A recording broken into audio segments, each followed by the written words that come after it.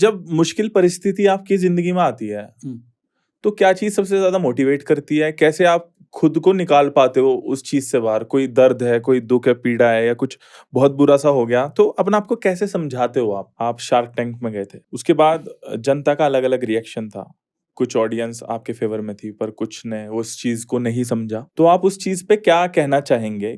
मैं एग्जांपल देना चाहूँगा। ए टू मोटिवेशन एक टाइम पे यूट्यूब की दुनिया में नंबर 1 चैनल था।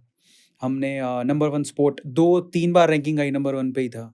And it's not about that, जो भी पैसा कमाया, जो भी अच्छी चीज़ें जो भी थी एक सर्टेन लेवल तक होती है, पर वो समय एक जैसा नहीं होता, सही बात है। बदलता है। जैसे ए टू मोटिवेशन का भी समय बदला, एक बहुत डाउनफॉल भी देखा हमने। चैनल सबके का साथ ही ऐसा होता है। सबके साथ होता है, बहुत ज़्यादा डाउनफॉल भी देखा हमने।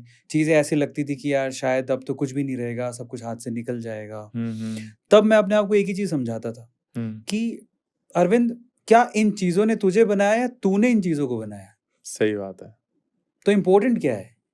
अब जब मैंने ही कोई विरासत बनाई है, तो मेरे लिए मैं ज़्यादा इम्पोर्टेंट हूँ। अगर मैं उस टाइम पे अगर मैं स्ट्रेस ले लूँ, अरे यार ए टू मोटिवेशन जा रहा है, अरे यार पैसा जा रहा है, आपने तो अरे यार बनाया सब फेम कुछ, जा रहा है। आपने तो बनाया है। एग्जैक्टली। डरने किससे जो होता है फिर? जिस वक्त ये शार्क टैंक रिलीज हुआ था, मुझे आज भी याद है, मेरी मम्मी ने मुझे कॉल किया था। अच्छा।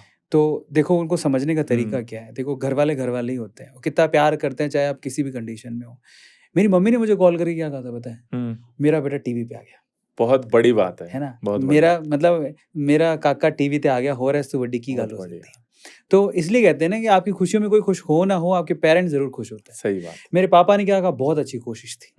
तो ऐसे होते हैं माँ बाप। और मैं आपसे कहूंगा कि ना, आपके लिए जिंदगी में सबसे इंपॉर्टेंट उन्हीं का ही प्रोस्पेक्ट है, वो क्या सोचते हैं। बाकी दुनिया मैटर नहीं करती है। जब मेरी मम्मी ने ऐसा बोला ना, मेरा बेटा टीवी पे आ गया, इट वाज लाइक कोई फर्क नहीं पड़ता मुझे। सही बात। तो वो दिन ही अलग था। अब लोगों के प्रोस्पेक्ट की बात करते हैं, तो जो लोग मतलब उसमें 90% लोग मेरे बारे में नेगेटिव ही बोल रहे थे। देखो, किसी की टांग खींचना, किसी के खिलाफ कमेंट बोलना बड़ा आसान है। मैं आपसे कहता हूँ, आप सिर्फ एक बात सोचते कि ये इंसान, मैंने वहां तक पहुंचने के लिए 2 राउंड क्लियर किए थे। ये इंसान एक कंपनी खोल के फर्स्ट राउंड क्लियर करके, सेकंड राउंड क्लियर करके, थर्ड राउंड में फाइनल ऑडिशन तक पहुंचा, शार्क टैंक के सामने खड़ा था। आप बस इतना सोचो कि आपको कितने जन्म लग जाएंगे उस गेट को देखने में। सही बात है। सही। मैं वहां तक पहुंचा। कितनी मेहनत करी आपने यार। Exactly. बिल्कुल जमीन से उठ के और इतने बड़े प्लेटफॉर्म पे जाके खड़े होना। और मैं सिर्फ इतना बोलता हूँ, मैं फिर से कहता हूँ, किसी के लिए अच्छा नहीं कह सकते, किसी के लिए बुरा मत कहो। दूसरा, आप इस चीज को तब समझोगे जब आप मेहनत करके उस गेट को देखोगे। तीसरा, फंडिंग मिलनी ना मिलनी कोई मायने नहीं रखता था। आपको सिर्फ ये देखना चाहिए कि इंसान मेहनत कितनी करके जा रहा है। मेहनत या हार जीत लगी रहती है जिंदगी में इंसानों की। मेरे इसके लिए 2 प्रोस्पेक्ट है। उससे मुझे क्लियर कट समझ में आ गया कि फैमिली फैमिली होती है। सही बात। और दूसरे जो कहते हैं उसके उन शब्द के कितने मायने हैं, वो किस सोच के साथ आगे बढ़ते हैं। मैं आपको एक बहुत क्लियर बात बताता हूँ, मेरी सोशल मीडिया लाइफ की।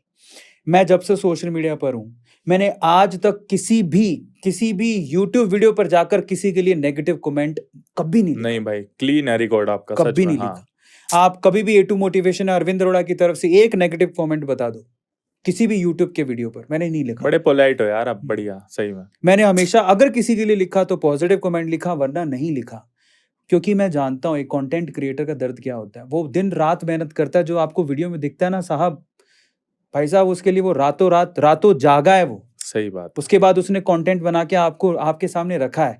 पसंद आया तो अच्छी बात है, प्रेज करो। नहीं आया तो प्लीज कमेंट सेक्शन में कुछ गलत मत लिखो। सही बात। सुझाव दे सकते हो, वो अलग बात है। गलत लिखना कहाँ तक जायज है? और गलत लिखना ही है, नहीं मानोगे तो किसी और को जाके फॉलो करो। मुझे तो फॉलो करने की जरूरत नहीं है जो उल्टी सीधी माँ बहन की गाली देते हैं ऐसे लोग। मैं तो क्लियर कहता हूँ, ना मुझे ऐसे लोगों की जरूरत ऑफलाइन ना ऑनलाइन। जाओ। जय श्री राम। Bye bye.